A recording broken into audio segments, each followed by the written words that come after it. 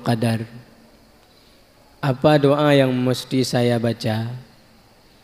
Maka jawab Nabi, wahai Aisyah, kalau engkau mendapati malam Lailatul Qadar, jangan lupa engkau membaca doa Allahumma inni as'aluka ridhaka wal jannah wa a'udzu bika min sakhatika wan nar.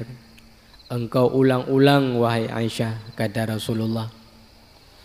Ternyata ada makna yang mendalam dalam doa ini. Yang pertama, kita hidup ini beribadah itu mencari ridha Allah. Kita semua ingin masuk surga, nggak mau Allah marah sama kita, apalagi kita nanti masuk dalam neraka. Itulah maksud dari doa Allahumma inni as'aluka ridhaka wal jannah. Ya Allah, sesungguhnya saya mohon keridhaan dan surgamu. Wa a'udzubika min sakhatika wan nar, dan saya mohon lindung kepadamu dari marahmu dan api neraka. Sebuah doa yang sangat luar biasa, yang inti dari keberadaan kita dengan Allah Subhanahu wa taala. Artinya kita hidup ini kalau tidak mendapat ridha Allah, kalau tidak mendapat cinta Allah, apa maknanya kita hidup? Kalau nanti di akhirat kita masuk neraka, kan sangat disayangkan. Maka tentu kita semua berharap mendapat ridha Allah dan mendapatkan surga nanti di hari akhirat.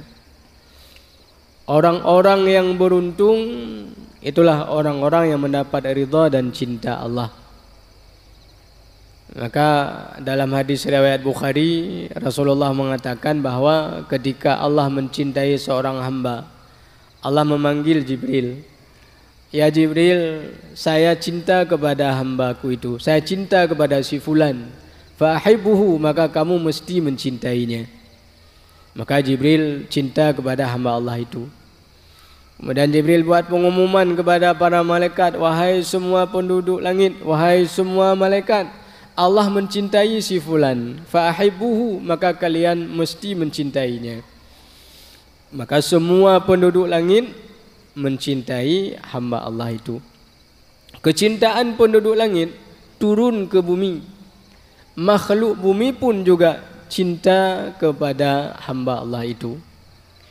Maka semakin dekat kita dengan Allah, semakin banyak ibadah kita kepada Allah, semakin banyak ridha cinta Allah kepada kita, maka akan banyak pula cinta makhluk kepada kita. Maka banyak orang dalam hidup ini mengeluh, tidak disayang oleh suami, tidak disayang oleh istri, tidak disayang oleh anak. Ternyata agama memberi solusi kepada kita. Kalau mau dicintai oleh anak, oleh istri, oleh keluarga, oleh tetangga, oleh masyarakat, maka raih dulu cinta Allah Subhanahu wa taala. Kalau sudah mendapatkan cinta Allah, menurut hadis Bukhari ini, pasti makhluk akan mencintai kita. Maka dalam beberapa hadis ada 5 amalan yang mempercepat datangnya cinta Allah kepada hamba. Yang pertama, talabul ilmi, menuntut ilmu agama, mengkaji ilmu agama, mendengar ceramah, mendengar kajian agama. Ini hal yang dapat mempercepat datangnya cinta Allah. Dalam hadis riwayat Ahmad, Rasulullah bersabda, innallaha yu'ti dunya liman yuhibbu wa man la yuhibbu. Allah memberikan dunia, materi, harta kepada orang yang Allah cintai, juga kepada orang yang Allah benci. Jadi harta itu bukan sebuah patokan Allah sayang atau benci pada seseorang. Ada orang kita tengok mudah sekali hidupnya, kaya dia, enak sekali dia hidup. Apakah Allah sayang sama dia? Belum tentu. Ada juga orang hidup miskin, melarat, luar biasa. Apa Allah benci sama dia? Juga belum tentu. Nabi kata Nabi, wala yu'tid din illa liman ahabba. Dan tidaklah Allah memberikan agama yang membuat dia taat kepada Allah Tidaklah Allah memberikan agama kecuali pada orang-orang yang Allah cintai. Karena orang yang mau beribadah, kita ini umpamanya, kenapa kita ada di sini? Kenapa kita rajin beribadah? Karena kita sudah tahu. Kita sudah sering dengar kajian, sudah sering dengar ceramah, sehingga tergugah hati kita, tertarik kita, termotivasi kita untuk beribadah kepada Allah. Orang-orang yang enggak salat, enggak puasa, jauh dengan Allah. Kenapa mereka jauh? Enggak pernah ikut pengajian. Cobalah kita ajak mereka itu pasti berubah. Makanya bersyukurlah kita kepada Allah termasuk orang-orang yang senang mengikuti kajian agama. Kemudian amalan yang kedua ada faraid was sunan. Menunaikan semua ibadah yang Allah fardukan dan memperbanyak ibadah-ibadah yang sunnah. Puasa ada kita, puasa Ramadan, salat ada kita, zakat ada kita keluarkan. Haji kalau ada kemampuan kita naik. Semua yang wajib kita tunaikan. Dan kita perbanyak dengan salat-salat sunat. Maka dalam hadis qudusi Allah mengatakan, man adali waliyan faqad adantuhu bil harbi. Barang siapa yang memusuhi waliku, kekasihku, aku nyatakan perang terhadap orang itu. Artinya Allah membela kekasih-kekasih Allah itu. Apa amalan yang disebut oleh Allah wali Allah itu? Kekasih Allah. Itulah orang-orang wa ma taqarraba, orang-orang yang bertakarrub kepada Allah dengan menunaikan ibadah yang aku fardukan, kata Allah. Wala yazalu, dan senantiasa memperbanyak ibadah-ibadah sunat, hatta uhibbuhu, sehingga aku mencintainya. Fa idza ahbabtu, kalau aku sudah mencintainya, kuntu sam'ahu alladhi yasma'u bihi, aku menjadi pendengarannya yang ia mendengar dengannya. Aku menjadi matanya yang ia melihat dengannya. Aku menjadi tangannya yang ia berpegang dengannya. Aku menjadi kakinya yang ia berjalan dengannya. Maksud hadis ini bahwa seluruh tubuh kita ini, mata, telinga, kaki, tangan, dijaga oleh Allah. Semua yang kita lakukan itu yang diridai oleh Allah Subhanahu wa taala. Di ujung hadis qudusi ini, wa idza sa'alani la u'tiyannahu. Kalau dia meminta kepadaku, pasti aku akan memberikannya. Itu kelebihan kalau orang sudah dicintai oleh Allah. Seperti kita dengan anak. Anak minta ini, kita usahakan. Anak minta itu, kita usahakan. Kenapa? Karena kita mencintai anak. Allah juga begitu. Kalau Allah sudah cinta kepada makhluk, maka doa kita cepat dikabulkan oleh Allah. Kenapa bulan Ramadan bulan mustajabah doa? Karena kita sedang dicintai oleh Allah Subhanahu wa taala.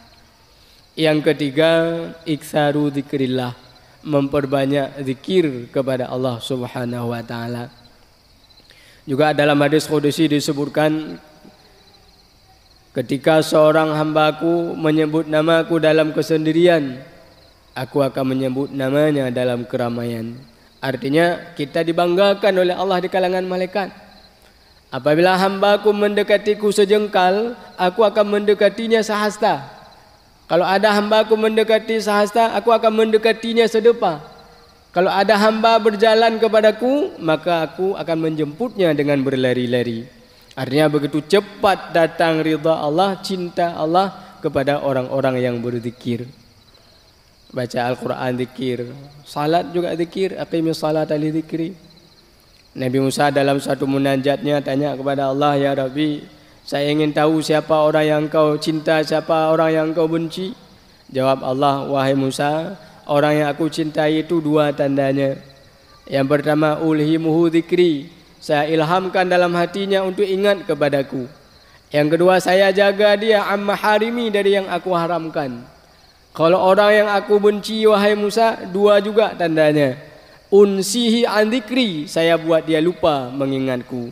Mayangtan, puatahan, mandu mana, enggak ada ibadah kepada Allah. Itu tanda orang yang dibenci oleh Allah.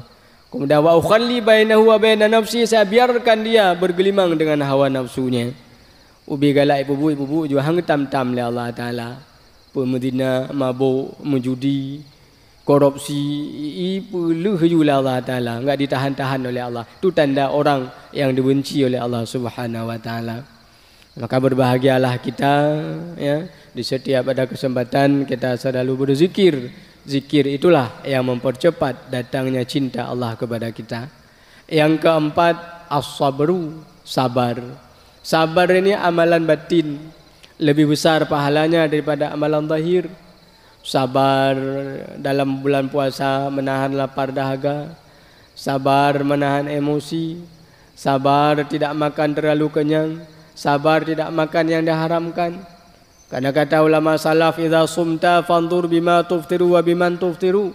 Kalau engkau berpuasa, maka perhatikan makanan yang akan engkau berbuka. Karena kalau ada sesuap makanan haram ketika berbuka, semua pahala puasa kita hilang seketika. Begitu sesuap makanan itu masuk dalam mulut, otomatis terdelete, terhapus semuanya pahala puasa kita itu. Maka ulama-ulama dulu itu sangat berhati-hati ketika berbuka puasa, jangan sampai ada yang syubhat, apalagi yang haram. Kemudian yang terakhir, yang mempercepat datangnya cinta Allah, ad-dukhulu fil ibadah bil farhi war raghbah. Mengerjakan ibadah dengan senang hati dan gembira. Senang hati mengerjakan ibadah, enggak ada merasa terpaksa. Karena setiap pekerjaan apapun dia, kalau merasa terpaksa enggak bagus hasilnya. Maka seseorang yang beribadah merasa terpaksa enggak bagus. Terasa lambatlah, terasa pingin cepat keluarlah. Jadi karena merasa terpaksa mengerjakan ibadah. Tapi kalau kita suka sendiri, lama pun enggak ada masalah. Karena memang kita suka sendiri. Itulah ibadah yang sangat dicintai oleh Allah Subhanahu wa taala. Tapi kalau merasa terpaksa, Allah tidak suka dengan ibadah kita itu. Maka dalam ayat, idza qamu ila shalah qamu kusala yurauna an-nasa wa la yadhkuruna Allah illa qalila. Ketika mereka melaksanakan salat, berdiri melaksanakan salat, mereka berdiri dalam keadaan malas. Wa la yadhkuru yurauna an-nasa, kalau mereka beribadah pasti mereka memperlihatkan kepada orang. Kalau nggak ada orang tengok, nggak mau dia ibadah. Andaikan dia sendiri, nggak mau dia baca Quran. Tapi karena ada orang dengar, ada orang tengok, mau dia baca. Itu nggak disukai oleh Allah seperti itu. Wala yadhkuruna Allah illa qalila. Ketika mereka beribadah, sedikit sekali mereka ingat kepada Allah. Hacikon kenan pikiran ci ilua. Maka karena terpaksa ya kerjakan. Maka berbahagialah hamba-hamba Allah sebelum masuk salat, begitu teringat salat, senang hatinya. Itu luar biasa itu. Tapi ada sebagian, kebanyakan begitu teringat salat katutah. Lagi urung kemetuk belum puasa, katutah agaknya nyuka dekat lom kengayan. Jadi ada merasa terpaksa. Maka melaksanakan puasa dengan sabar, dengan keridhaan, dengan senang hati, itu luar biasa pahalanya. Salat dengan senang hati, luar biasa pahalanya. Mudah-mudahan Allah menjadikan kita hamba-hamba yang dicintai oleh Allah Subhanahu wa taala.